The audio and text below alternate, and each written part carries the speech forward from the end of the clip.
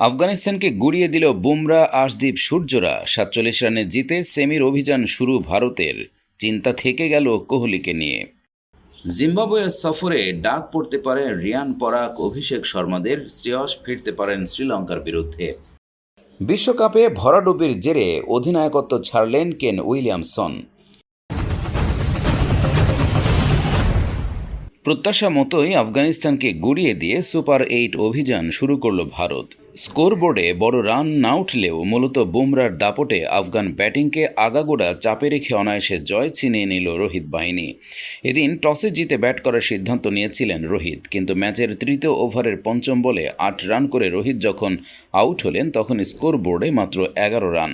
মনে হচ্ছিল তাহলে কি প্রথমে ব্যাট না করলেই ভালো হতো, কিন্তু দ্রুত খেলাটা ঘোরাতে শুরু করেন পন্থ। ভালো শুরু করেও অযথা আগ্রাসী হতে গিয়ে রিভার্স সুইপ করতে গিয়ে উইকেট খোয়ালেন। 4টি 4-এর সাহায্যে 11 বলে করেন 20 রান। আইপিএলে রানের ফুলঝুরি ছোটানো কোহলি এখনও পর্যন্ত এই টুর্নামেন্টে রান পাননি। সুপার 8-এর লড়াই শুরু হতেই তিনিও ফর্মে ফিরবেন, এমনটাই প্রত্যাশা ছিল। এবারের বিশ্বকাপে তার ব্যাট থেকে প্রথম ছক্কাটি পাওয়া গিয়েছিল, কিন্তু শেষমেশ তিনি 24 রান করে তুলে মারতে গিয়ে লং অফে ধরা পড়ে গেলেন। স্ট্রাইক রেটও ছিল 100। অস্ট্রেলিয়া ও বাংলাদেশের বিরুদ্ধে বাকি 2 ম্যাচে কিন্তু কিংয়ের ব্যাটকে কথা বলতেই হবে।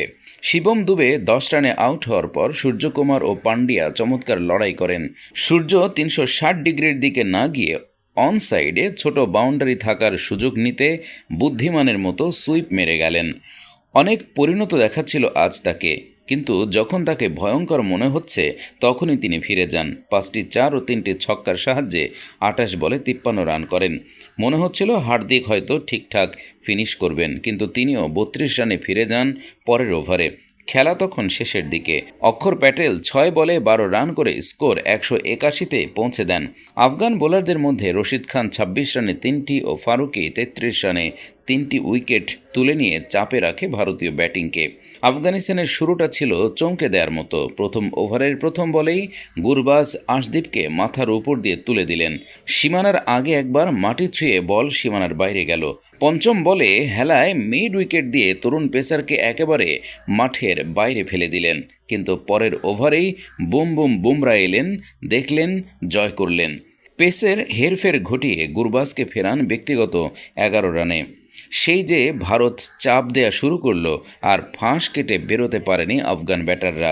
বোঝাই যাচ্ছিল ম্যাচ জেতার আশা ছেড়ে নেট রান রেট ভদ্রস্থ জায়গায় রাখাই লক্ষ্য আফগানদের।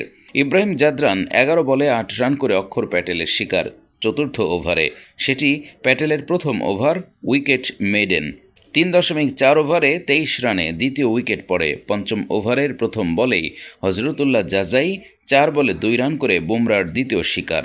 গুলবদিন নঈব 21 বলে 17, আজমতুল্লাহ ওমরজাই 20 বলে 26, নজিবুল্লাহ জাদরান 17 বলে 19, মোহাম্মদ নবী 14 বলে 14 রান করেন। বোলারদের মধ্যে যথারীতি সবচেয়ে উজ্জ্বল ছিলেন বুমরাই। তিনি 4 ওভারে দিলেন 7 রান, একটি ওভার মেডেনও পান, তুলে নিলেন 3 উইকেট। আশদীপ সিং 3 উইকেট নেন 4 ওভারে 36 রান দিয়ে। কুলদীপ যাদব 4 ওভারে 32 রান খরচ করে 2 উইকেট নেন, একটি মেডেন সহ 3 ওভারে 15 রান দিয়ে 1 উইকেট অক্ষরের। জিম্বাবুয়ে সফরে ডাক পড়তে পারে রিয়ান পরাগ, অভিষেক শর্মাদের। শ্রেয়স ফিরতে পারেন শ্রীলঙ্কার বিরুদ্ধে। টি-20 বিশ্বকাপের পর সিনিয়র তারকাদের বিশ্রাম দিয়ে জিম্বাবুয়ে সফরে কার্যত দ্বিতীয় সারির দল পাঠাতে চলেছে বিসিসিআই। এমনটা নয় যে শ্রেয়স আয়ার একেবারে জাতীয় নির্বাচকদের নজরের বাইরে চলে গেছেন, তবে এই মুহূর্তে সীমিত ওভারের ক্রিকেটে বিস্তর প্রতিদ্বন্দ্বীদের ভিড়ে আড়ালে চলে গেছেন তিনি।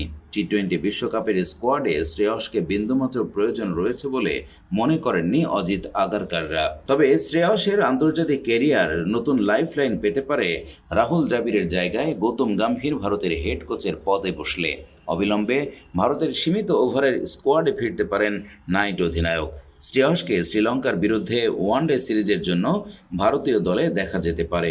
এমনকি তার আগে জিম্বাবুয়ে সফরের টি-20 সিরিজেও জাতীয় দলে ফিরতে পারেন আয়ার।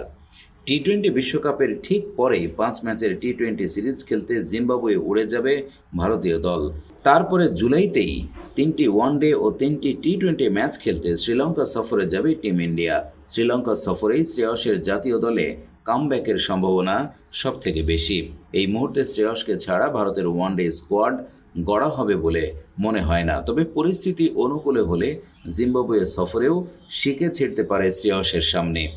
এই মুহূর্তে আইপিএলে নজর কাড়া বেশ কিছু তরুণ ক্রিকেটার বেঙ্গালুরুর ন্যাশনাল ক্রিকেট একাডেমিতে প্রস্তুতি সারছেন।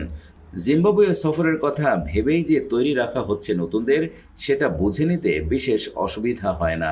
কেননা আইপিএল ও বিশ্বকাপের মতো দুইটি বড় টুর্নামেন্টের শেষে সিনিয়র ক্রিকেটার নিয়ে জিম্বাবুয়ে সফরে যাবে ভারত, এমনটা ভাবা বোকামি।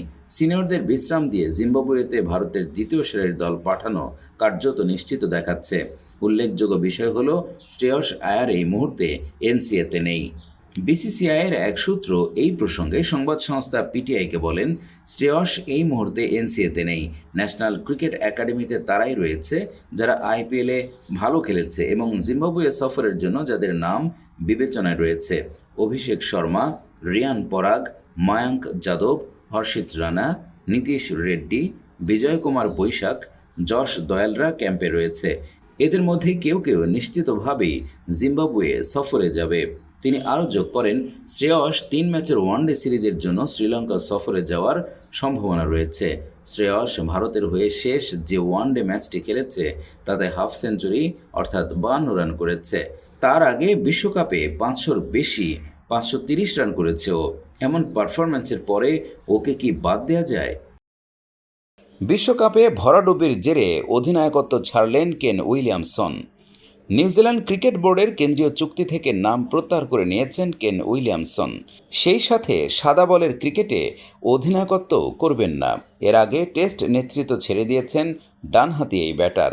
আগামী গ্রীষ্মে ফ্র্যাঞ্চাইজি ক্রিকেট খেলতে চান কিংবদন্তি এই ব্যাটার, যে কারণে জাতীয় দলের হয়ে ওই সময় খেলতে পারবেন না।